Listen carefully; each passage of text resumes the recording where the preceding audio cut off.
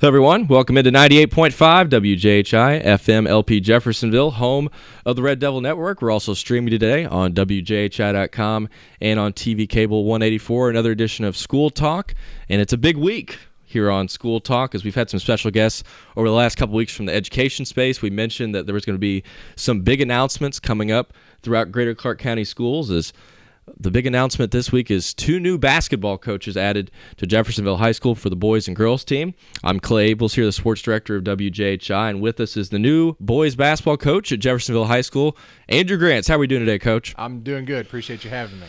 Coach Grantz coming in out of Missouri Baptist, an assistant coach. We're going to get into his background a little bit. For people that don't know, he spent some time as the head coach at Providence, went down to Florida to coach at Fort Myers High School, and then spent some time at the college ranks. It's weird, man. I haven't seen you in probably 5 years. You were the head coach at Providence back there. Now you're back in Southern Indiana. Tell us a little bit about your journey from Providence, being a coach there, and your success to moving down to Florida and Missouri and finding your way back up here in Jeffersonville. Yeah, absolutely. Well, we were kind of getting started. I was going to say, yeah, we're doing some games together. Yeah, right around the same time. So, it's kind of come full circle with us now, but this is pretty cool. No, it's, I had an opportunity to go down to Florida, and it was just, as far as getting my teaching certificate and working towards that and long-term was a good opportunity. My wife and I, we have a 1-year-old daughter, and, we were looking to kind of get back closer to home once we had her. But, being from Southern Indiana, you appreciate basketball, and there's a pride to it. And then going down to Florida, or kind of getting out of the area anyway, you really, really learn to appreciate it even more so. And there's just nothing like Southern Indiana basketball. I mean, this is the mecca.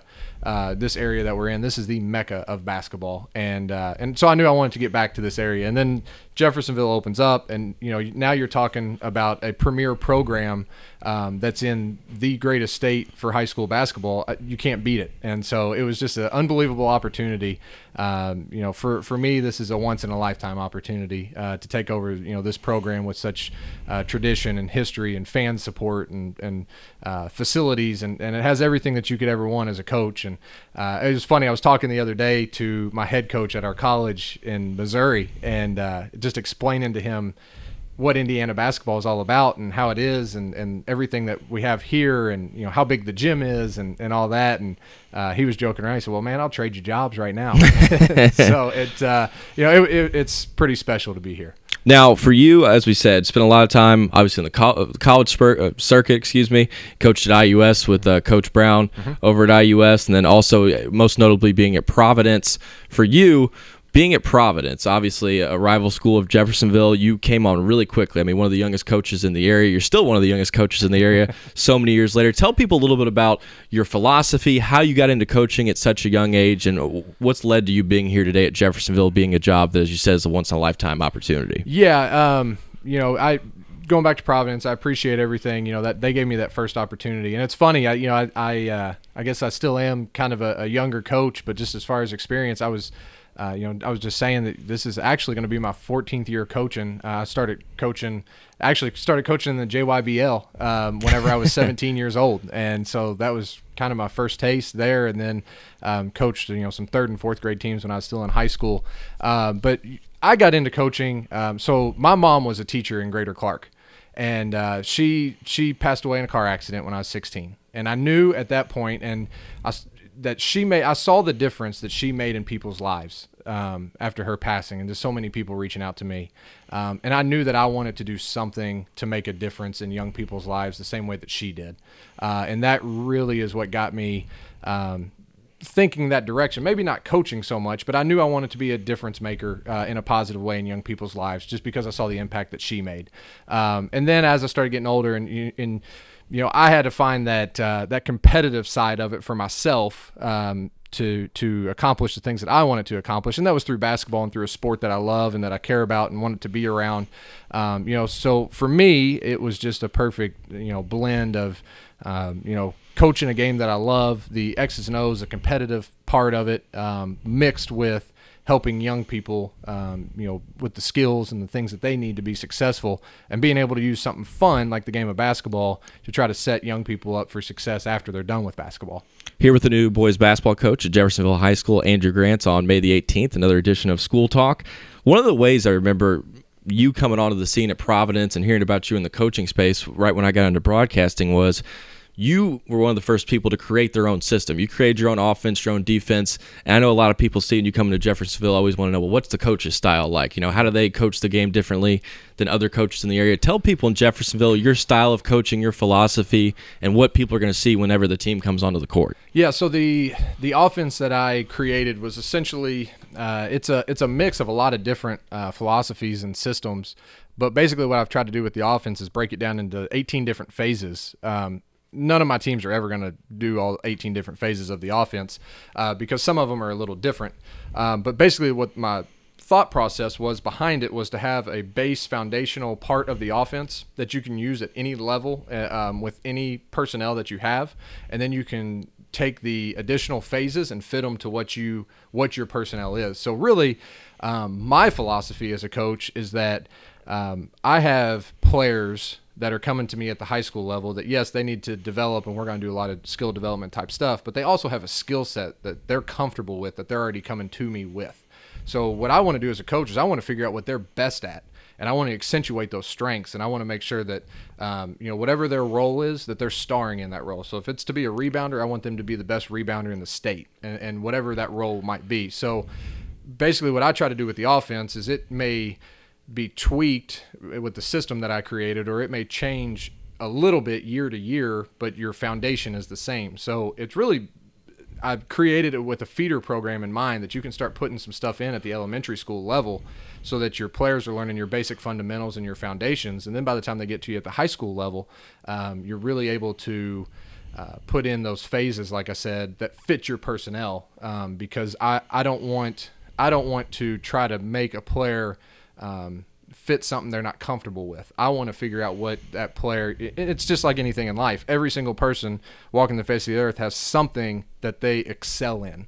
I want to figure out what it is they excel in, and I want to accentuate that and make them even better with that, and hide their weaknesses, work in their weaknesses in the off season, but really showcase their strengths during the season. And that was something you brought up to me when I interviewed you before, and you're at Providence, is that when people ask, well, this coach, he's run and gun, he's up and down the court, this guy wants to go slow it down. Is with you always had the mentality of, hey, we could be run and gun one year. Next year we're slowing it down. It just really depends on what type of team you have. Yeah, absolutely. I mean, we ran similar systems. The style or the tempo was different, but we ran similar systems. So whenever I was at Providence, we were more scoring in the low 50s and trying to hold our opponents in the low 40s. Whenever I went down to Florida, my last year there, we averaged 65 points a game. And we still had our opponents to 48. I'm very, very big defensively. I mean, yes, I have my own offensive system, but as far as I'm more of a defensive coach, I would say. But yeah, so I think that's a good example of just those two different programs that I was at really had contrasting tempos and how many possessions we wanted to play in the game. To try to fit those personnels differently. One of the big parts of coming to a job like Jeffersonville, as I'm sure you've known, being around the college space and up in the higher levels of high school, is community and trying to connect with the community. Obviously, right now, it's probably about as difficult as possible with everybody trying to connect with players, coaches, the fans. If people are hearing you at home right now and they're a Jeffersonville basketball parent, a Jeffersonville basketball fan, or a player, what are some of the ways that you're planning on reaching out to the community during this time, and some of the things that you want to get across them at this moment, even though it's not the easiest way to do it, but some of the things that you want to get across to the Jeffersonville fan base? Yeah, absolutely. The number one thing I want to get across to the Jeffersonville fan base is just how excited I am, how excited my family is, how thrilled we are for this opportunity, and that I understand, how special that this program is and the things that we want to do to take forward. My motto as a coach and my motto for our team going forward is going to be better together. I think that as a community, I think that as a team, as a school, whatever it might be, that if we all have a goal in mind, and I think the ultimate goal is to help our kids grow, our boys grow and graduate as successful, ready to be successful men, that if we do that, we're all going to be better because of it. So, I'm just excited to get to work for this community. I want to come in and make a positive impact in this community. I want to, I want to continue the great success that the Jeffersonville community, I mean, really in the last few years, you look at the growth of Jeffersonville just in the last few years and what's happened there, it's been phenomenal. And then you look at the school, and the last 3 years, I think the national test scores have gone up, every single year here at the school. And so there's so many great things that are just, the wheels are starting to turn, and we're starting to get traction, and it's just ready to take off. And I think it's just the tip of the iceberg of so many big time positive things, not just with the basketball program, but with the school and with the community too. And I just want to come in and help with that and help lead that charge of some really great things that we can do going forward. One of the things that's a part of School Talk whenever we do it in addition is we take questions from staff, students, and people in the greater Clark County community. One of the questions was, what do you see as your biggest challenge coming into this year? I know a lot of people, they look at the team and say, they lost a lot of great players from last year. I know you feel very positive on coming in and applying your own system, but what do you think is the biggest challenge that you need to meet from day one here as being the Jeffersonville basketball coach? The biggest challenge right now is that, normally you'd have the month of June to as I say, scheduling's a little different. Yeah. So, no, that's the biggest challenge. Right now you'd have the month of June to be able to come in and put in a system and get your players familiar with your system, and even try some things out with your players and kind of see what they're comfortable with and what they're not comfortable with, and build that trust on the court. And, as of right now, it sounds like we may have July to do that, but whether, I doubt we're going to be able to play any games. It might just be practice, just in the month of July a little bit. But so that's probably the biggest challenge, is that really the first time, that the players are going to be able to run what I'm asking them to run, and for me to see it with the players is going to be our first scrimmage game. And we're going to have one scrimmage game to get prepared for our first game. And so it's going to be quick. But I also do think right now with that challenge, it also presents an opportunity off of the basketball court. And I've started doing this, and I'll finish here in the next few days of just reaching out to the basketball players and just getting to know them. And so far, every player that I've talked to that's returning is a phenomenal young man that I've really enjoyed having conversations with. So just building the trust within the players, the coach and player relationship, and building that trust. It is an opportunity because you're not coming in from day one and just getting right to the basketball court, and it's not all basketball talk. You're getting to know the players more on a personal level. So we're trying to take advantage of it in that way.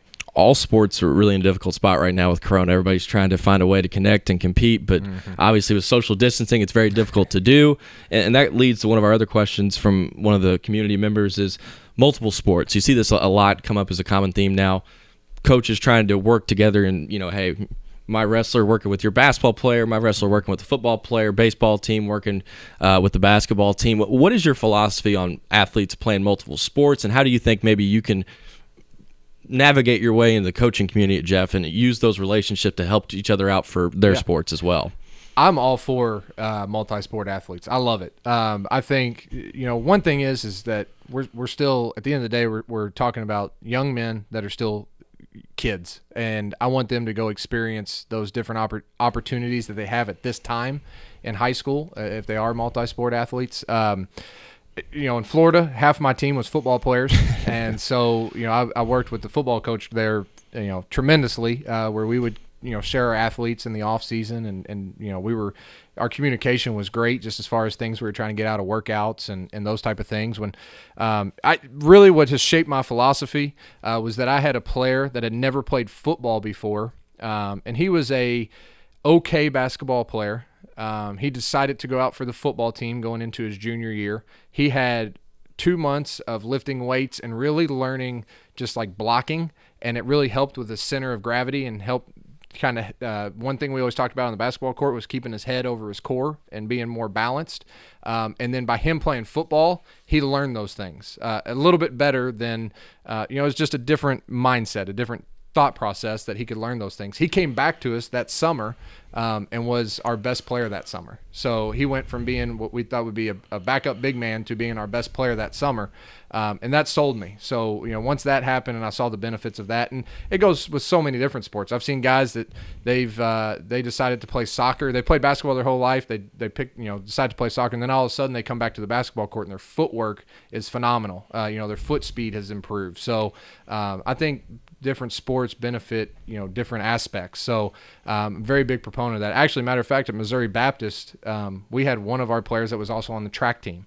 So we had a multi-sport athlete at the college level too, and he won us a couple games last year coming in and just he was a track guy that was in great shape, and he was just a hustle guy that just never wore down. So he came in and was just that hustle guy for us that got us some extra rebounds and made a couple extra steals just by extra effort because track had him in really good shape. So, I love the multi-sport athlete because I think it benefits so many different aspects of basketball too.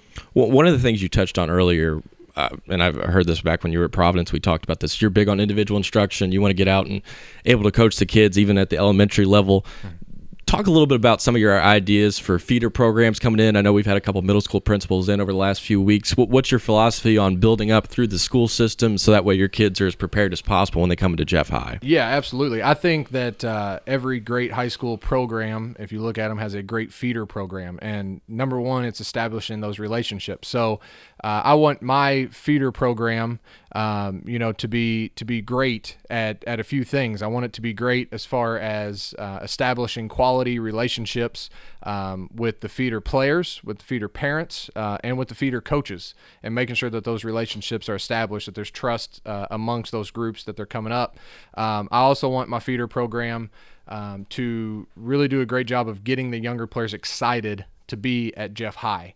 I want when kids come to games, in 6th, 7th, 8th grade, that they already feel like they're a part of the program, that it's a special occasion for them, but they're already a part of the family. And then I also want to use the feeder programs to prepare those players, because this is a big program with a lot of expectations and a lot of media attention and a lot of things that come along with this program, and I don't want those players to be here and have that shock of now everybody in the community knows me and they know what I'm doing, if I'm doing the right thing or the wrong thing or whatever it might be. So what I want to try to do with our feeder program too is set those standards, not just athletically, but set those standards with those players both mentally and what the expectations of this program are. So when they come in, they're ready for it, and they can have that smooth transition, whenever they get to high school. Last question here for Coach Andrew Grantz, the new head boys basketball coach of Jeffersonville High School. I know you mentioned how excited you are, once in a lifetime opportunity, things incredibly positive for you right now. If there's one thing you would like the parents and the community to know about Andrew Grantz coming in as the coach of Jeff High, you as a person or you as a coach, what would you like them to know? Hey, this is who I am and this is what I'm going to stand for as a coach at Jeffersonville High School. The thing that I would like for them to know is that the number one thing for me is that I am a Christian, and I try to coach by those biblical principles, and we're going to give our best effort every day.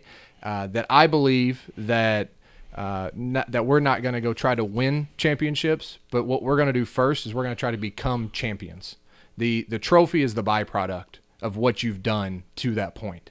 So we want to become champions every day, and then we know that if we do that and we really try to reach our full potential, and as close as we come to that, and I believe that the talent is here at Jeff, that if we try to reach our full potential, and we do, we will win championships. But we've got to approach it every single day, just one day at a time, and let the results take care of themselves. But we want to become champions. Coach Andrew Grantz, the new head boys basketball coach at Jeffersonville High School. Thanks for coming in, sir. Look forward to having you in more times in the future. Awesome. Looking forward to it. Thank you. That is Coach Andrew Grantz. We said the new boys basketball coach at Jeff High. This is another edition of School Talk here on May the 18th. You can watch the replay every day at 1 and 7 p.m., streaming on WJHI.com, live on the radio at 98.5 FM, and on TV cable 184. You can check the replays out on either simulcast every day at 1 and 7 p.m. Thank you for tuning in for another edition of School Talk on May the 18th. I am Clay Abel saying so long for 98.5 WJHI LP Jeffersonville, home of the Red Devil Network.